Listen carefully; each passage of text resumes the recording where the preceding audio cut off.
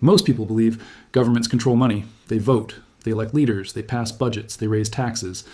So it feels natural to assume that money flows from political power. History shows the opposite. Political power depends on money far more than money depends on politics. And once you understand that, the rise of central banks stops looking accidental. It starts looking inevitable. Central banks didn't seize control through coups or revolutions. They didn't replace kings overnight. They didn't march into capitals or dissolve governments. They positioned themselves somewhere far more effective, between the state and its survival. To see how this began, we have to go back to a moment of weakness. Not chaos, not revolution, but debt. In the late 17th century, England was locked in near constant war. Wars are expensive. Standing armies, naval fleets, supply chains, all of it drained the treasury. The English crown faced a problem every government eventually faces. It needed money faster than it could raise it through taxes.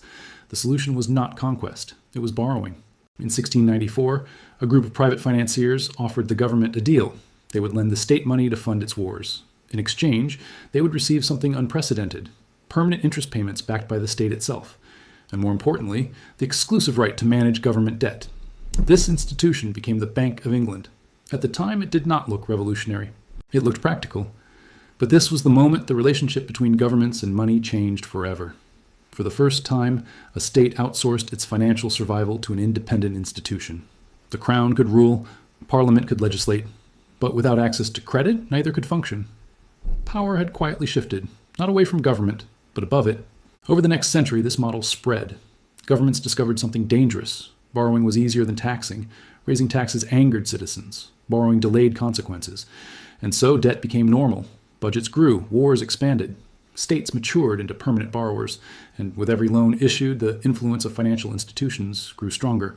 By the 19th century, central banking was no longer a British experiment. It was becoming a global blueprint. But the true transformation came when money itself changed.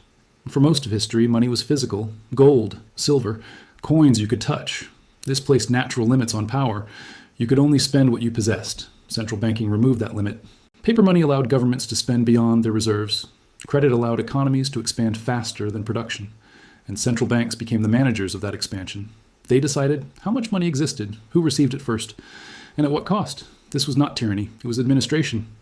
And administration is harder to resist than force. Nowhere is this clearer than in the United States. After independence, Americans distrusted banks deeply. They had just escaped an empire. They did not want a financial one. Early attempts at central banking were rejected. The first bank of the United States collapsed. The second bank followed. Politicians celebrated these victories as triumphs of democracy. But the problem never went away. Wars still needed funding. Crises still demanded liquidity. Markets still required stability. And in moments of panic, ideology gives way to necessity. In 1913, quietly and with little public attention, the Federal Reserve was created. Not as a government department, but as an independent central bank. It did not control the country, it stabilized it.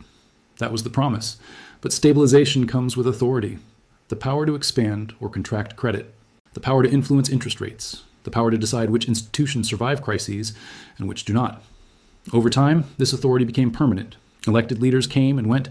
The central bank remained. Wars, recessions, booms, crashes, all passed through the same financial gatekeepers. And once nations surrendered monetary control in exchange for stability, reclaiming it became almost impossible. Because by then, entire economies depended on the system. Businesses relied on credit. Governments relied on debt markets. Citizens relied on stable currencies. Removing central banks would not liberate the system. It would collapse it. And that is the quiet genius of the design. Central banks do not rule nations directly. They make nations ungovernable without them. This is why control did not need to be seized. It was invited. Once central banks became indispensable, something subtle changed in the balance of power. Governments were still sovereign on paper. They still passed laws, collected taxes, and commanded armies. But their survival increasingly depended on financial conditions they did not fully control. Interest rates, credit availability, investor confidence. These were no longer political decisions. They were technical ones, and technical decisions are rarely voted on. This shift accelerated in moments of crisis. Every major expansion of central bank power followed the same pattern. A shock, a panic, an emergency, then a solution that would have been politically impossible in normal times. Take the early 20th century. World War I devastated Europe financially. Gold reserves vanished. Currencies were strained beyond their limits. To fund survival, governments suspended gold convertibility, expanded borrowing, and leaned heavily on central banks to manage the chaos. Temporary measures became permanent. After the war, central banks did not return power to politicians or citizens. They retained it, because once a system survives collapse, no one wants to dismantle it. The Great Depression reinforced this dynamic. Markets collapsed, banks failed, millions lost their livelihoods. Central banks were blamed and then empowered. New tools were introduced: open market operations, interest rate targeting, liquidity backstops.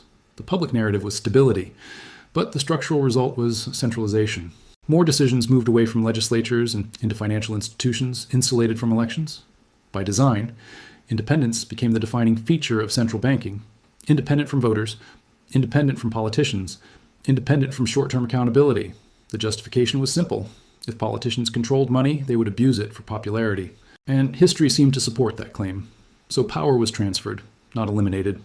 The central bank would restrain excess, but restraint itself is power. Now consider the post-World War II world. The Bretton Woods system tied global currencies to the US dollar and the dollar to gold. At the center of the system sat the Federal Reserve. What began as a domestic institution became a global anchor. When the United States abandoned the gold standard in 1971, the world entered a new era. Money was no longer constrained by metal. It was constrained by policy. Central banks became the sole issuers of trust. From that point forward, economic growth depended less on production and more on credit expansion. Booms were fueled by easy money. Busts were softened by intervention. And every intervention increased reliance on central banks. By the late 20th century, their role was unquestioned. They managed inflation. They stabilized markets. They rescued institutions deemed too important to fail. Notice the language. Too important to fail. Not elected, not accountable to the public, but essential to the system. This is how control consolidates in modern societies. Not through force, through dependency. The more complex an economy becomes, the harder it is to govern without centralized financial coordination. And central banks sit at the center of that coordination. They decide when money is cheap or expensive. They decide who gets liquidity first. They decide how crises are resolved. These decisions shape housing markets, labor markets, asset prices, and national debt without a single vote cast. This doesn't mean central banks are evil. It means they are powerful. And power, once centralized, rarely decentralizes voluntarily. Today, nations appear sovereign, but their options are constrained. Raise interest rates too fast, and markets break. Print too much money, and currencies collapse. Refuse to borrow, and governments stall. Every path runs through the same gate. This is why central banks didn't need to overthrow governments. They positioned themselves as the guardians of stability in an unstable world. And stability, once entrusted, is rarely reclaimed. Understanding this doesn't require paranoia, it requires perspective. History shows that control does not always announce itself. Sometimes it arrives quietly, wrapped in necessity, justified by crisis, and reinforced by dependence. If this helped you see money and power differently, not emotionally, but structurally, then this channel is for you. We're not here to predict collapse or provoke fear. We're here to understand how the system actually works beneath politics and headlines. If you want to keep building that understanding, subscribe. Not for alerts, not for hype, but because the next episodes connect these structures even further. And once you see the full picture, history stops looking random.